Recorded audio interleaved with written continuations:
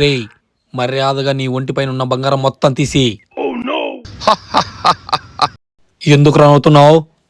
అట్టిపండు చూపించేస్తే నగలు ఇచ్చేస్తారా? కత్తి చూపిస్తే నగలు ఇస్తారు. చా, అవునా? ఈ వీడియో చూడు.